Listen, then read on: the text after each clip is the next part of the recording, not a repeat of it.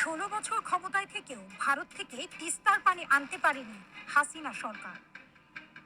কয়েক বছর আগে তিস্তা সংকট সমাধানে বাংলাদেশকে প্রস্তাব দিয়েছিল চীন।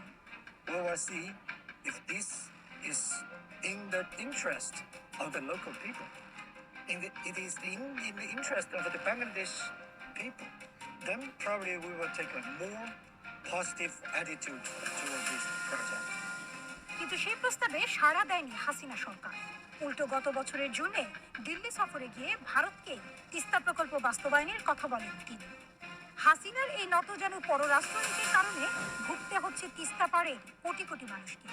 শুষ্ক মৌসুমে খরা আর বর্ষা মৌসুমে বন্যা দিয়ে বাংলাদেশের বিরুদ্ধে পরোক্ষ যুদ্ধ ঘোষণা করেছে তারা।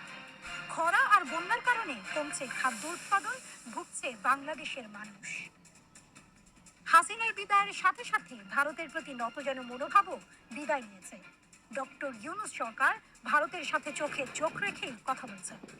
এবার বাংলাদেশে চীনের রাষ্ট্রদূত ওয়েন জানিয়েছেন, বাংলাদেশ সাড়া দিলে তিস্তা প্রকল্প বাস্তবায়নে চীন প্রস্তুত। 1979 সালে শহীদ রাষ্ট্রপতি জিয়াউর রহমান শুরু করেন তিস্তা সেচ প্রকল্প। এর ধারাবাহিকতায় প্রণীত হয় তিস্তা মহাপরিকল্পনা। কিন্তু ভারতের আপত্তিতে এই প্রকল্প বাস্তবায়ন করেনি আওয়ামী লীগ। বিএনপির ভারপ্রাপ্ত চেয়ারম্যান তারেক রহমান বলেছেন, ক্ষমতায় গেলে তিস্তা মহাপরিকল্পনা বাস্তবায়ন করা আগামী দিনে অবশ্যই আমরা অগ্রাধিকার ভিত্তিতে তিস্তা মহাপরিকল্পনা বাস্তবায়নের সব রকম উদ্যোগ আমরা ইনশাআল্লাহ গ্রহণ করব।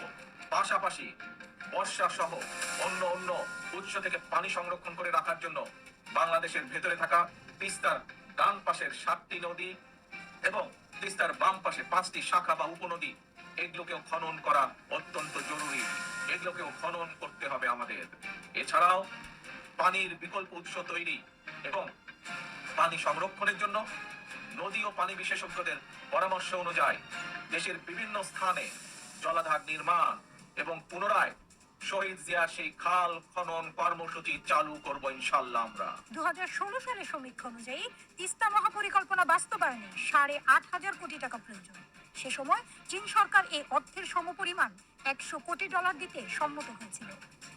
আন্তর্জাতিক নদী আইনের তোয়াক্কা না করে ভারত একতরফাভাবে তিস্তার পানি আটকে রাখছে। আবার বর্ষাকালে ধরে রাখা পানি ছেড়ে দিয়ে বাংলাদেশকে বন্যায় ভাসিয়ে দেয়। আলোচনার মাধ্যমে সমস্যা সমাধান না হওয়ায় চীনকে সাথে নিয়ে তিস্তা মহাপরিকল্পনা বাস্তবায়নই এই সংকটের টেকসই সমাধান। এই পরিকল্পনার 4টি অংশ। এগুলো হলো বন্যা প্রতিরোধ, নদী ভাঙন হ্রাস, কৃষিজমি উদ্ধার এবং নদী কেন্দ্রিক অর্থনৈতিক উন্নয়ন। তিস্তা নদীর উপকূলে অবকাঠামো নির্মাণ করে বন্যা নিয়ন্ত্রণ এবং গ্রীষ্মকালে পানি সংকট দূর করতে জলাধার তৈরি করা হবে। এই প্রকল্প বাস্তবায়িত হলে নদীর গভীরতা 10 মিটার বৃদ্ধি পাবে। ভারত থেকে আর অতিরিক্ত পানি আনতে হবে না। বন্যার পানিও আর গ্রামাঞ্চলকে প্লাবিত করবে না। সারা বছর ধরে নৌ চলাচলের মতো পর্যাপ্ত পানিও থাকবে। একই সাথে নদীর 2 তীরে শহর ও রাস্তাঘাটও নির্মাণ করা হবে। এর মধ্য দিয়ে দূর হবে তিস্তার দুঃখ, আর উত্তরাঞ্চলের 5 কোটি মানুষের ভাগ্যেরও পরিবর্তন ঘটবে।